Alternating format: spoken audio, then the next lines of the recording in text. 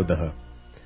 यहोवा ने मूसा से कहा, इस्राएलियों को आज्ञा दे कि वे लौटकर मिग्दोल और समुद्र के बीच पिहाहिरोत के सन्मुख बाल सपून के सामने अपने डेरे खड़े करें।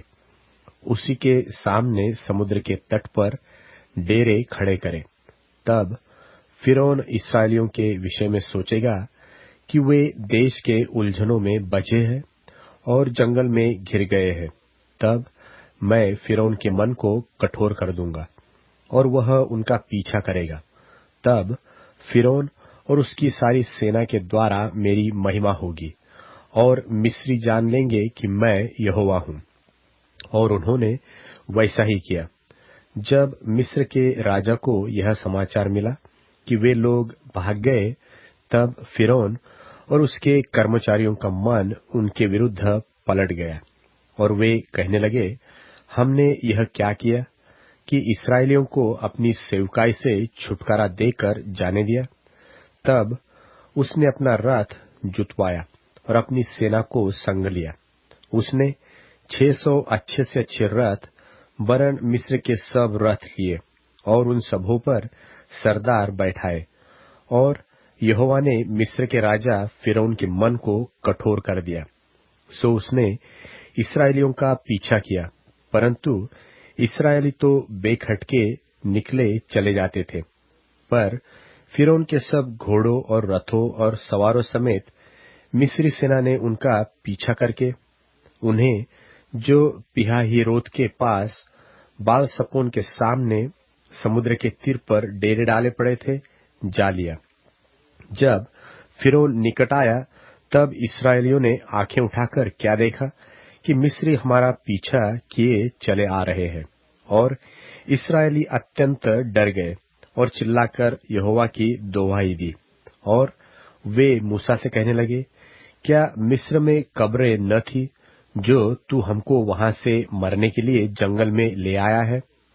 तूने हमसे यह क्या किया कि हमको मिस्र से निकाल लाया? क्या हम तुमसे मिस्र में यही बात न कहते रहे कि हमें रहने दे कि हम मिस्रियों की सेवा करें?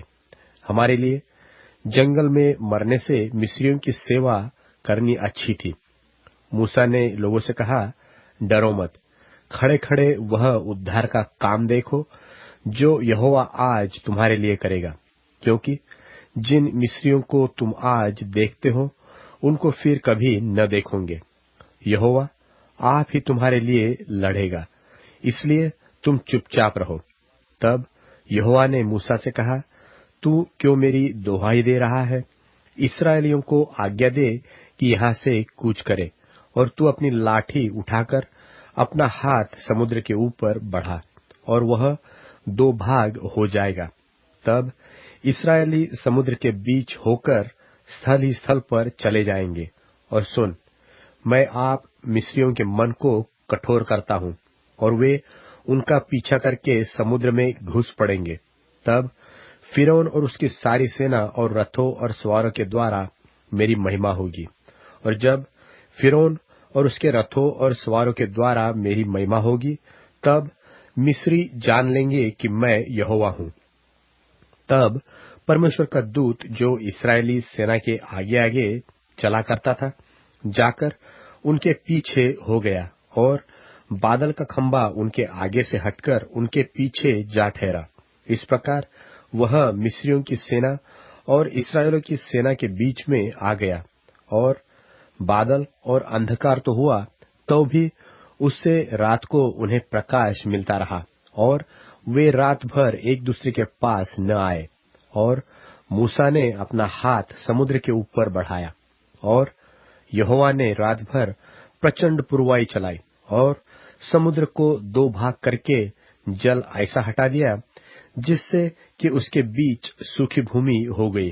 तब इस्राएली समुद्र के बीच स्थल ही स्थल पर होकर चले और जल उनकी दाहिनी ओर बाईं ओर दीवार का काम देता था। तब मिस्री अर्थात फिरौन के सब घोड़े, रथ और सवार उनका पीछा किए हुए समुद्र के बीच में चले गए। और रात के पिछले पहर में यहोवा ने बादल और आग के खंभे में से मिस्रियों की सेना पर दृष्टि करके उन्हें घबरा दिया और उसने उनके रथों के पहियों को निकाल डाला, जिससे उनका चलना कठिन हो गया। तब मिस्री आपस में कहने लगे, आओ हम इस्राएलियों के सामने से भागे, क्योंकि यहोवा उनकी ओर से मिस्रियों के विरुद्ध युद्ध कर रहा है। फिर यहोवा ने मूसा से कहा, अपना हाथ समुद्र के ऊपर बढ़ा कि जल मिस्रियों और उनके रथों और सवारों पर फिर बहने लगे। तब मूसा ने अपना हाथ समुद्र के ऊपर बढ़ाया और भोर होते होते क्या हुआ कि समुद्र फिर जो का त्यों अपने बल पर आ गया और मिस्री उल्टे भागने लगे, परंतु यहोवा ने उनको समुद्र के बीच ही में झटक दिया और जल के पलटने से जितने रथ और सवार इस्राएलियों के पीछे समुद्र में आए थे, सो सब वरन फिरौन की सारी सेना उसमें डूब गई और उसमें से एक भी न बचा, परंतु इस्राएली समुद्र के बीच स्थल स्थल पर होकर चले गए और जल उनकी दाहिनी और बाई दोनों ओर दीवार का काम देता था। और यहोवा ने उस दिन इस्राएलियों को मिस्रियों के वश से इस प्रकार छुड़वाया और इस्राएलियों ने मिस्रियों को समुद्र के तट पर मरे पड़े हुए देखा।